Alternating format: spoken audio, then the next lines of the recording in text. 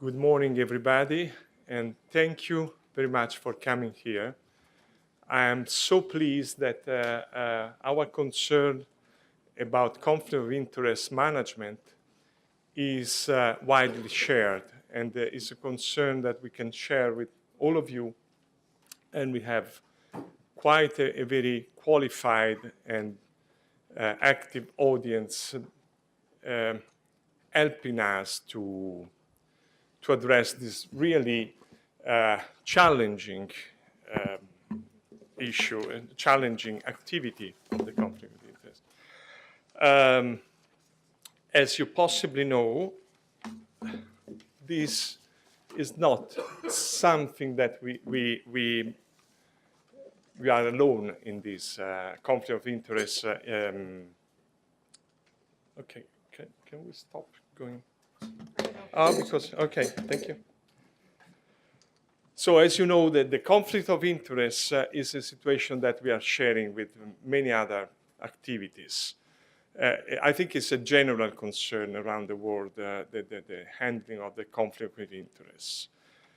We feel like there is a particular high pressure in our world, but that might be biased because we live in this world and we live in our little corner and we think we are only affected by this. But talking outside this remit, I understand that is a wider problem. However, in healthcare, therefore for regulators, give a particular sensitivity because when we have to deal with health, of course our emotion, our sensitivity, our reaction is much enhanced. And therefore the impact can be pretty high because if some doubt is around about our decision-making process, of course there will be a loss of trust and some discomfort for us to take decision. We become more and more risk adverse. We take the wrong decision because we are under pressure. We deny and we postpone decision.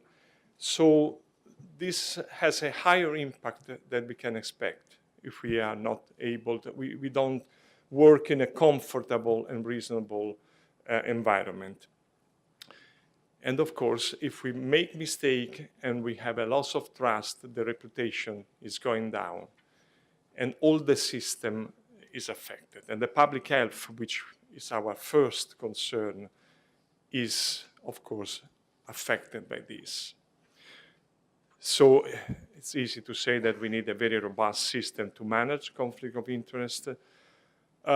Transparency is one of the key elements to build trust and to manage conflict of interest. It's not the only requirement, it's a very powerful tool. And of course, we need to be able, in this environment, to bring in our process, in our assessment process, in our decision process, the best expertise, because we need to have the highest quality, the highest level of evidence on board on the decision we are taking. EMA, of course, is highly involved in this process, as have been as of the beginning. The legislative framework aims to protect all the scientific decisions from undue interest, financial or whatever. And since 1995, EMA is committed to achieve this objective. We have, and you have in your handout, a very nice cartoon showing how much we have been always involved in this activity, how high has always been the concern. I think this cartoon gives, at a glance, basically two key information. One is that from the very beginning, there has been a policy in place, so the problem has been addressed as of the beginning. The other interesting message that is coming out, if you can see the pace, 1994, 1999, 2004, 2011. So 5 to 6 year time frame from the need from one policy to the other. And then from 2011, 2013, we had 6 amendments, 6 revisions, substantial, of our policy. Basically, in 2011, I found when I took over in November that there was a lot of activity around transparency. So the pillar of transparency was recognized as one of the major drivers to address the conflict of interest. I, of course, supported this activity that was in place when I took over. Also, we were under high pressure because we have not been granted the discharge because of the conflict of interest, which is quite bizarre, I may say, I may use this word. But that was the reality, and we had to additionally take on board this activity and this aspect, and to address correctly and efficiently. Then soon after, another policy has been in place.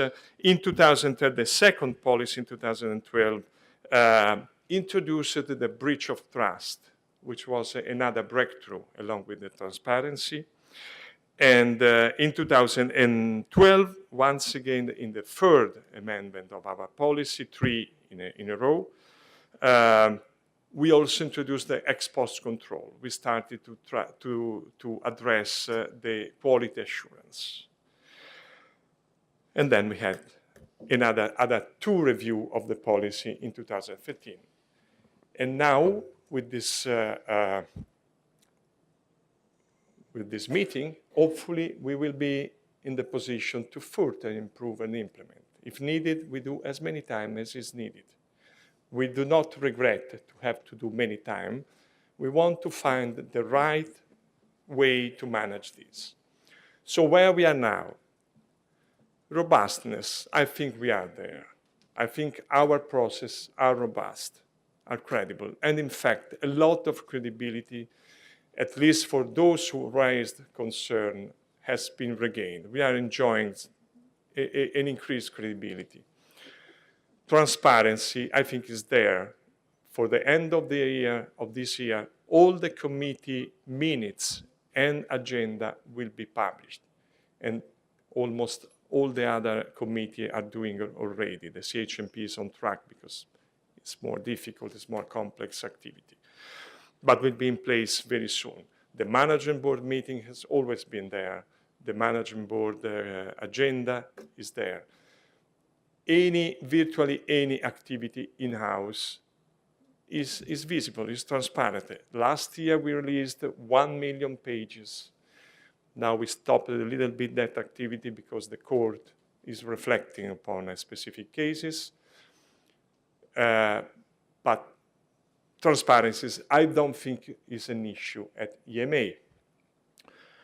And quality assurance has started, as I already mentioned.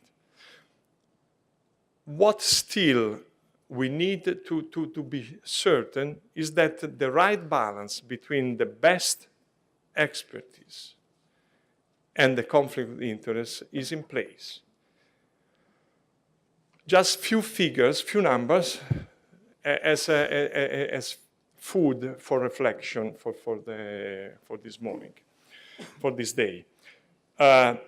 Overall, we have more than 3,000 experts in our databases, which means that we have the whole assessment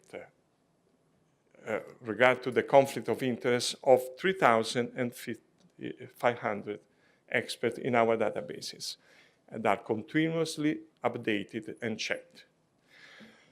Out of these, roughly 1,900 are experts with risk 2 and 3, defined at risk level 2 and 3, which means that for each one meeting, if this expert participates,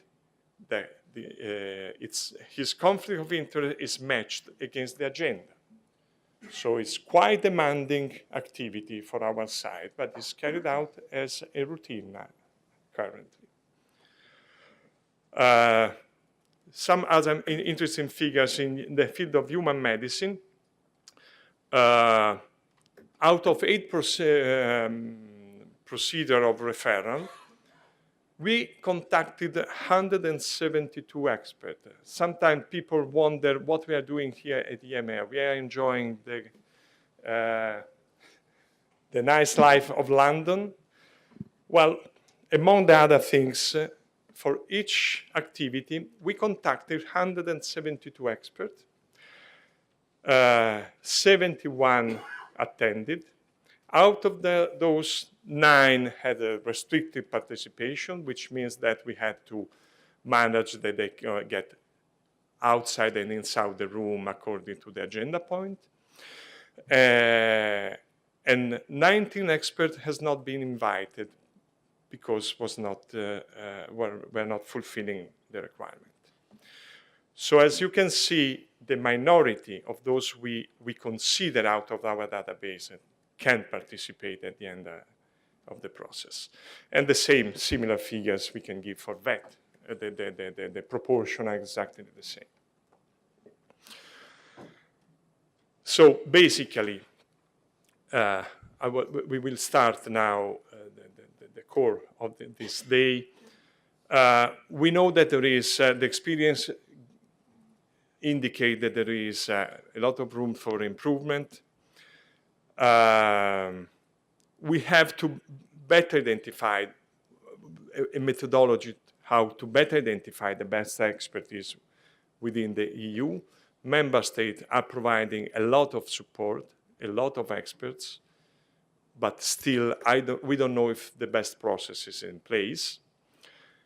And the aim of the today meeting is basically to find solution, to contribute to have the most possible robust scientific process, review process, and along with increasing the trust of the patient, of the public, of the healthcare professional, and the general public upon the decision we have to take.